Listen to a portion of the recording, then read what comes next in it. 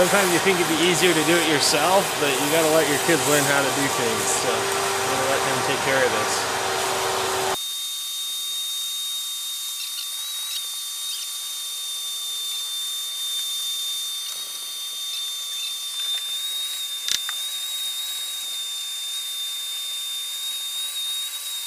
Okay, now we have an empty hole ready for to bring a new door and stick it in there. Now I'm test fitting the door to check for size and issues on installing it. I'm having a problem here down there on the concrete step.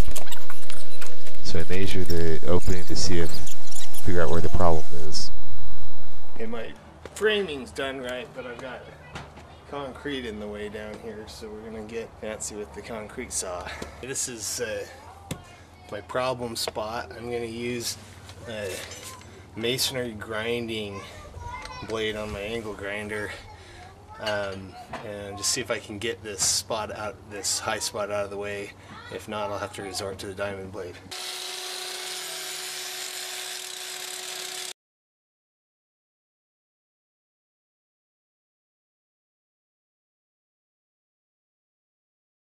Okay, it looks like we've got that flat enough that I can put the door on top. I can come out from here 1.25 inches, which is how far out the door will stick, without bumping into the concrete. So I smooth that all out. Cold chisel actually worked better than I thought it would. The grinder is kind of slow, so maybe I would have been better off sticking with the cold chisel in the first place. This is kind of loose right here, so I'm going to put some screws through that to hold that down to stiffen up my old structure, and then we'll be ready to put the door in.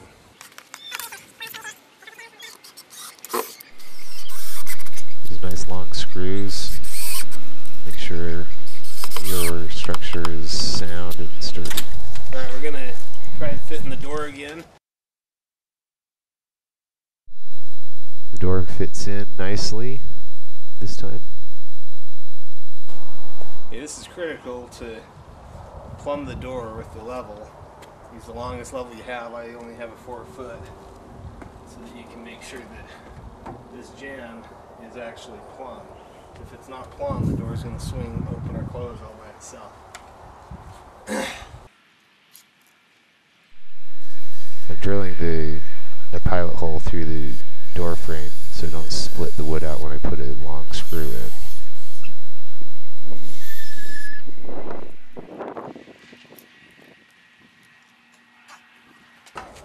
You space the door away from the original jamb with shims like this. These are cedar shims. They work pretty well. Stick them, take the thick side and the thin side, and you put them together like that so they stay parallel. And then you can slide them in and out from each other to widen the gap or to narrow it. And with the brick mold already attached, it's a little tricky because you can only work from the inside. Put the shims between the door jamb and the frame. Then use screws through the hinges to pull the door jamb tight against the frame.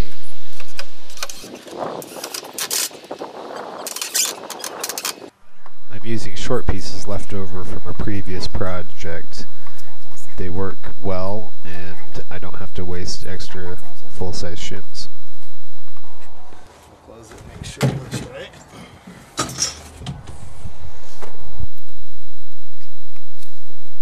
If you have an impact driver, this would be a great place to use it. These screws are being put in through the hinge into the structure. Okay, I'm pretty happy with how that's turning out. It's looking good. It's looking straight.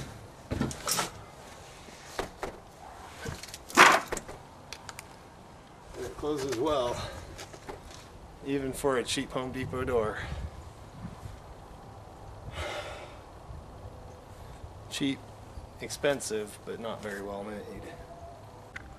You can see that as the door closes, it hits the bottom and the top at the same time. It hits all the way across the top and all the way down the other side, all at the same time. That's what you want, is if it's not hitting everywhere at the same time, you're gonna have trouble later. Cold air coming through. Now you can see there's a little bit of light down that bottom corner from a defect in the seal, but I think there's a little wedge-shaped piece that is used to fill that in. I've got this tied all the way along.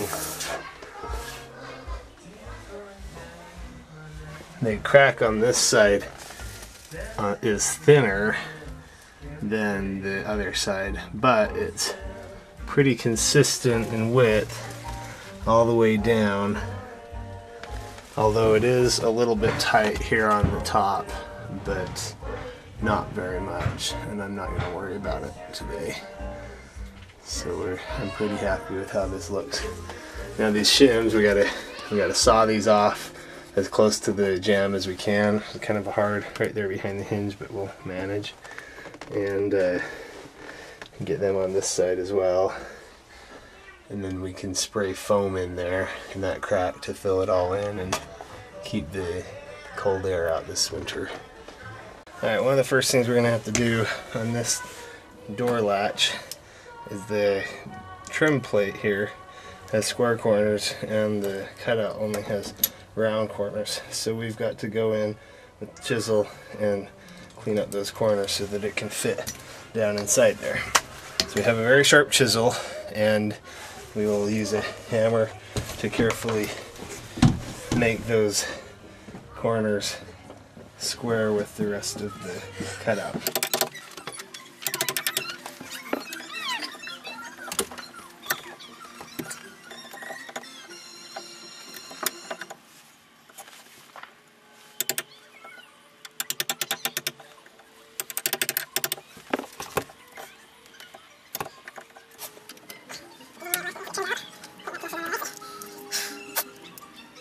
And you want to make sure that the slope of the latch is facing the door jamb so that when it swings closed, the door jamb pushes that closed and then it snaps back into the hole that it goes into.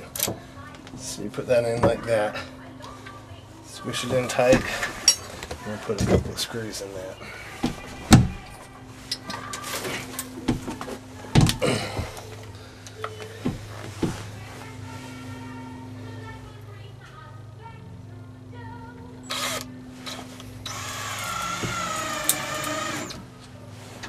I didn't like how that was popping, so I'm going to pre-drill the next one so we don't ruin the door frame right out of the gate. Because I've seen that happen plenty of times.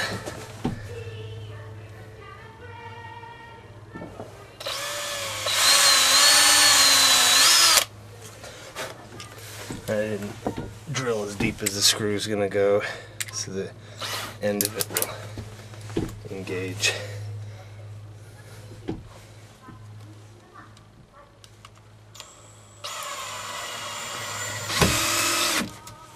There we go. That looks real nice, real clean. And now we can put the doorknob. Let's put the strike or the latch in first, and the doorknob goes on second. To put this on, you insert the end in, twist it a little bit so you can get it started, and then let it go all the way in. Get these screws started. Now we orient this, make sure the lock goes in.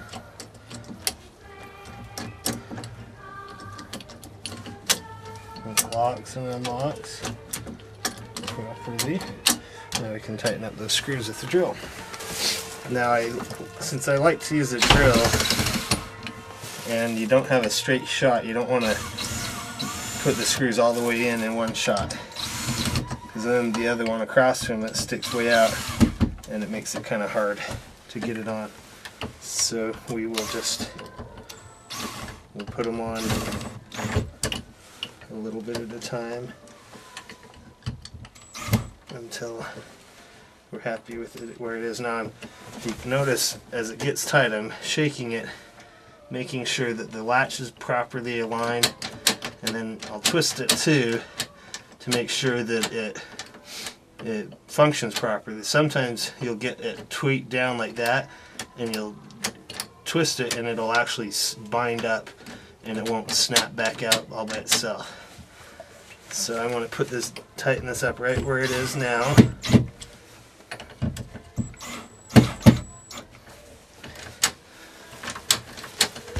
And it locks. The latch snaps out all by itself really good, so that's well installed. Now we need to put the strike plate in over on the wall. Strike plate installation is similar to the other, but we wanted to give it a test fit first to make sure if it's sitting in the carved out position that the door is going to snap closed and be tight against the seal. So we'll give that a shot.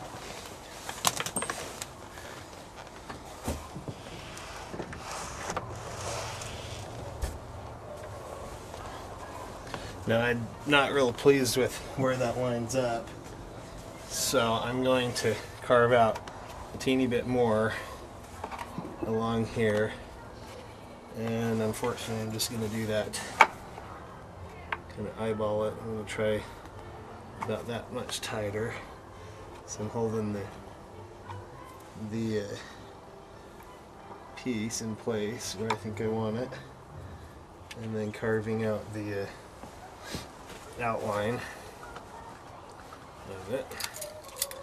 It'd be nice if it would work properly the first time, but that doesn't usually work out that way.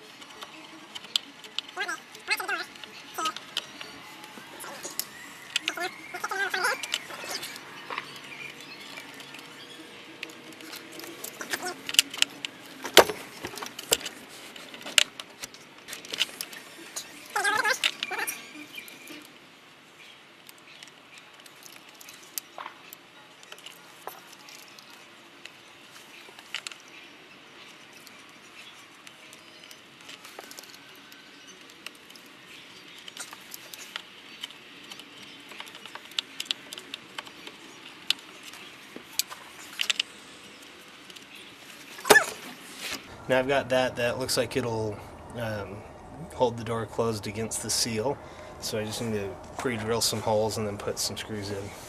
When you're pre-drilling holes, make sure that you get the drill in the middle of the hole that the screw is going to go into, or else it's going to leave the screw all over the place and you'll have trouble later.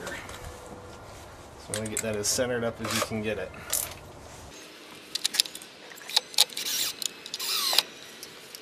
We don't want to put, these long screws are going right into the construction framing. We don't want to pull too hard or we're going to tweak the jam out and get it where we don't want it, so we be careful on that. The trick with this is keeping it upside down and putting the straw as far in as you can and then pulling away as the foam comes out and fills it in. Okay, let's put the straw all the way in and move the straw up as you go.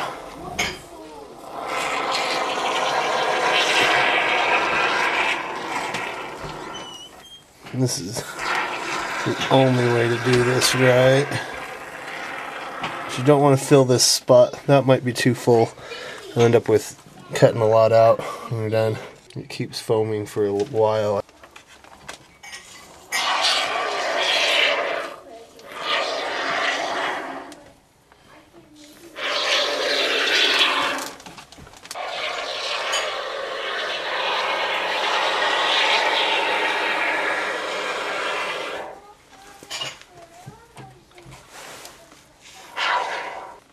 Don't want to get it pouring out of our deadbolt holes if we can help it.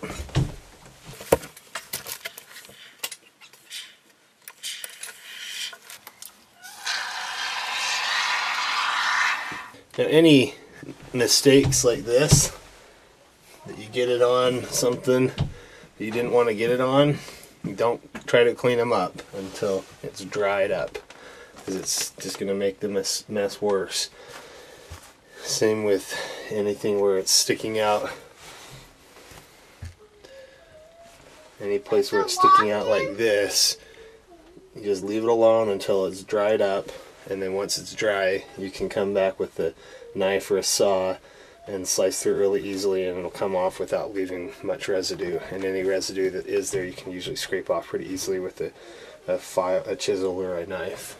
Today I showed you how to install exterior doors, put on doorknobs and deadbolts. I hope you enjoyed these tutorial videos. If you do, please subscribe to my channel on here and click on my ads to support future tutorial videos. Thank you and have a great day. Good luck installing your own doors.